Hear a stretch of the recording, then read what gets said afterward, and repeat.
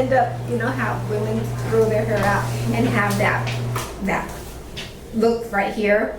I wanted to start blending in. Okay. So that's my goal. I don't want to dye it anymore. Okay. So I wanted to start looking like it's more natural with the gray coming in. Yeah. Do you have any pictures? I have some issues like just looking at, let me see if I can find those a while back. Okay. So tell me about your color history, Peggy. Like So it's usually this dark color. I've been dyeing it. It's kind of, I think it's a mahogany color. At home or in a Yeah, at home. Okay. Yeah, at home. And I have to walk. I don't want to do this anymore. I just want to start growing it out. And so this is what, you know, I think this is what's happening right now. And that's fine. I don't mind going gray. Okay. Yeah. When you would do it at home, would you put the color just at the root every time you touch it up, or you would put it all over? I did both. Okay. Yes. So sometimes. Yeah. Okay. Yeah. And it's lightened up since you've done it. You know, my It's usually hair, darker. it's darker, but it's got a red, if you can see, it's got a lot of red in it. Yeah. So Okay. my hair is usually brown, but it's, Yeah. I don't know if it's because of the dye, it's kind of got a red tone. For to it. sure, because Yeah. of the dye. Yeah. So I'm just trying to make it look where so it's not, I don't want, I just saw a woman, you know, she's growing her hair out and she's got gray on top and the color that she has is on the bottom. I don't want to go spend my time doing that. I don't want to look like that. So I want the gray to kind of blend in. Okay, so a few things. Have you done highlights before? No.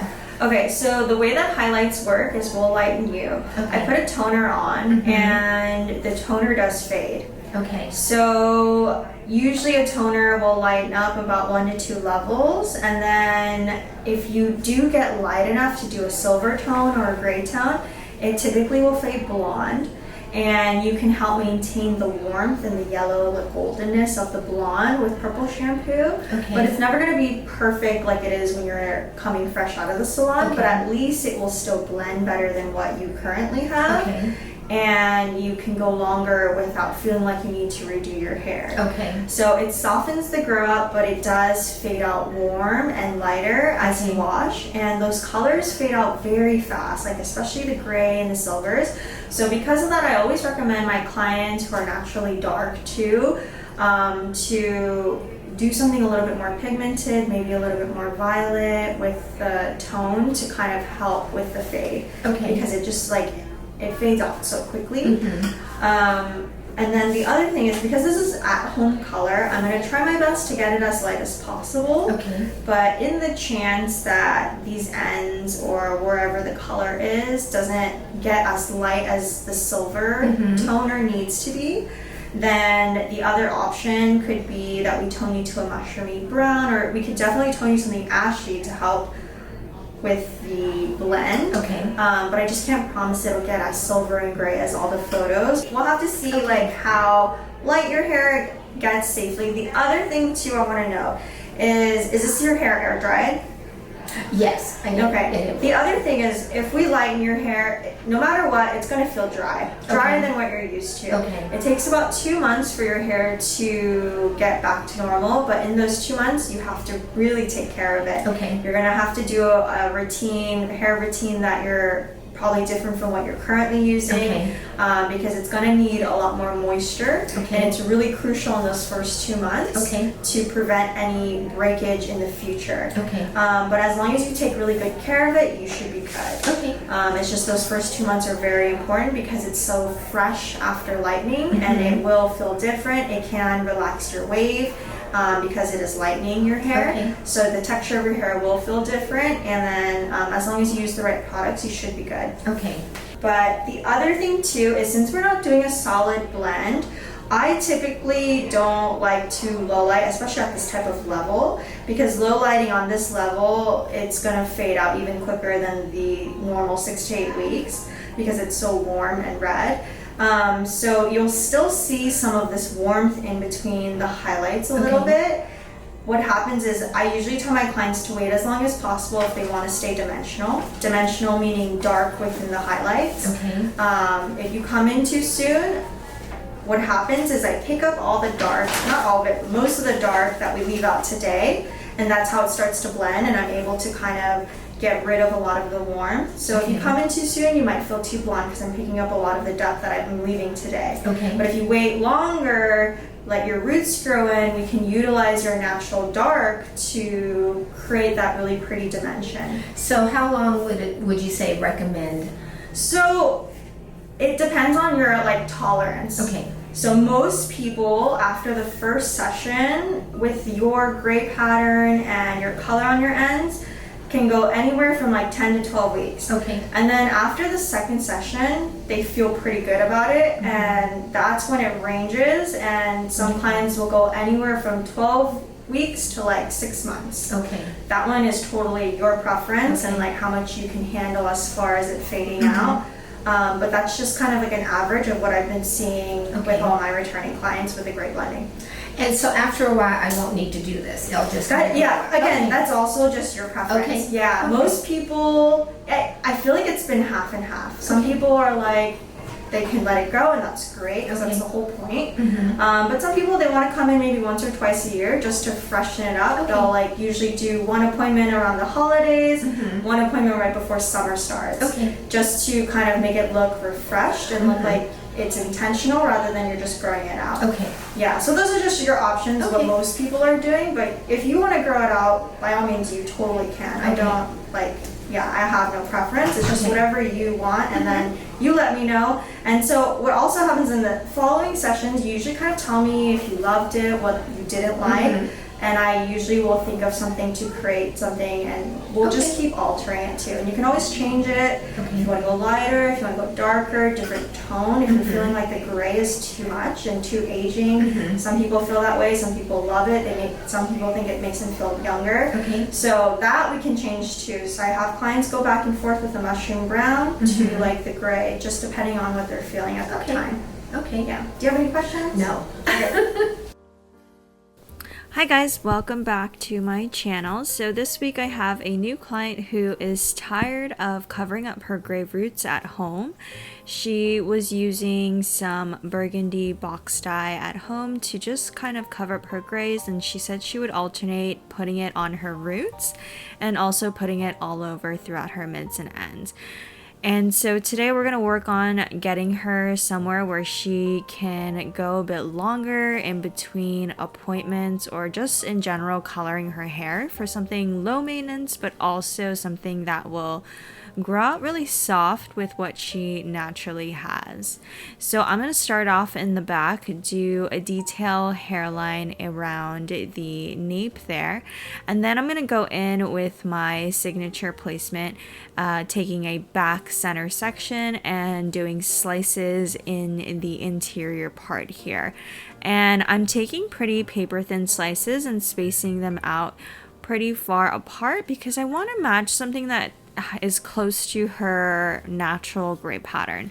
So you can see here she doesn't have a lot of gray, there's a lot more natural dark, and the way you can tell is that she's grown out about a couple inches of her natural virgin root. So it makes it really easy for me to see how much gray she has. So back here, I'm really just focusing on breaking it up a little bit. Now, I am going to be adding a little bit more light than she naturally has gray because I do want the ends to look a little bit lighter than the top when this grows in. I do like the effect to where the roots are a little bit darker and it gets gradually lighter towards the ends. And then as I get closer to the top, I am still leaving them a little bit further spaced out, just something more dimensional because I want this to grow out seamlessly. But now that I'm working towards the front, you can see that her front hairline is a lot more salt than pepper. So I'm going to go in and really just kind of detail this area. Again, just matching the percentage of gray she has. So I'm doing baby lights to kind of help break it up. Now, we chose not to do a demi in between this area because I just want it to grow out really soft. And I'm just doing some weaves and baby lights back to back before I continue my slicing pattern. And that's pretty much how I will connect the money piece to the back, all in a center section throughout the top of the head. And as I'm connecting the money piece to the back, these slices are going to be pretty spaced close together near their hairline, but as it gets closer towards the back, they are getting spaced out just a little bit further out to create that effect to where the front is a little bit lighter, just like how she naturally has, and the back is a little bit darker, following again with her gray pattern. And just making sure those slices too in the back are pretty paper thin, not so that they look chunky, but so that they look and almost mimic like a really fine baby light. And then after the mohawk, I'm gonna connect the front hairline money with some weaves. And the reason why I'm weaving instead of slicing the hairline is because I want her to have some softness when she puts her hair up. I really don't want any harshness, even though we did slice the more interior and behind the hairline. The slices are really thin enough to where they're not gonna look like chunky pieces. But around the hairline, I just like to be a little bit more blendy there. So we are doing those weaves, and sometimes I'll do a few of them back to back when they're around the face, and then above the ear, I just did one. And now that I'm connecting the front and the back on this side section, I'm just going to continue doing those slices. And as I'm doing these slices, I am spacing them out just like how I did in the back, because this is more of the interior underneath that is laying under the veil of where she parts her hair. So we don't want anything that's going to be too light, because she naturally doesn't have too much silver going on here. So we do want this to still look as natural as possible as far as the blend goes, since this is her first session. Now, when she comes in for her second session, I am going to intentionally pick out some of the dark that we left out this session. But when I do that, I'll see how it grows out based off of how she tells me she liked the way it grew out. And then I'll decide if I'll continue doing slices that second session, or if I'll start doing weaves at that point.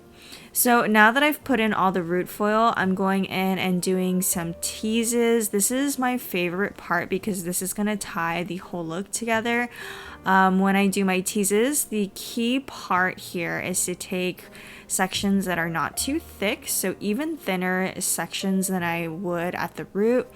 You're always going to tease. I like to over direct and weave, and that's just going to ensure that these teases are pretty much, you can't tell where they start. And that's kind of how we'll go through the whole head, taking very thin and small sections, over directing towards the front of the face, because any type of over direction will diffuse a line. And then on top of that, I'm teasing it and weaving it and just over directing away from where I'm pulling the hair out. So where I'm pulling it out, I'm directing it a little bit closer towards the front of the face, and then just repeating throughout the whole look. Now, if I want the ends to be a little bit dimensional, all of my dropout from the weaves, I will leave it. Sometimes I'll pick up the dropout in the front of the face and then leave it in the back. Just depends on the kind of look that you're going for and how much warmth you want to get out. But I am leaving some dimension from the dropout of the weaves from the tease of the tip outs to kind of just make everything look super seamless. So she lifted to about a clean level 9. There is a little bit of warmth in some areas as expected because of her color history, but we're going to be going in with a toner to help neutralize some of the warmth. Now, because she's done her hair color at home, we had some virgin root, and she's applied the at-home color on the roots sometimes and on the ends as well, all over sometimes. So there is a little bit of an uneven lift throughout her hair, which is expected, especially whenever a client does their color at home. So for her gloss toner, I use the Danger Jones gloss toners, and for the root, I did a 5-1 with a 6-01, And then on the ends, I did a 9-12 with the 6-01 to create more of like an ashy tone. And this is just going to help even out, even though she lifted unevenly in some areas because of her color history. This is going to really even out the canvas and just make sure that everything is nice and ashy for her and last as long as possible. Oh, How's the color feel? good. Good. I'm a new person, Becca. Alrighty guys, so here is the finished look. I love the way that this blends with her root. We didn't do a demi in between the highlights, so that sparkle in between the highlights is her natural gray woven in with the color, and it looks super seamless. You can't even tell where her natural gray is versus the highlight. It just blends perfectly, and this tone will lighten up and get a little bit warmer as it starts to fade out. It typically takes about 6 to 8 weeks for a toner to completely fade out, but at least when this fades out and gets a little bit lighter, it will blend a lot better with her gray than what she previously had. And then from then we can decide what she'll want to do for her follow-up depending on how she likes the fade and how the color feels for her at that time. But that is it for this week's episode, guys. Thank you guys so much for watching and tuning in, and as always, I will talk to you guys next week.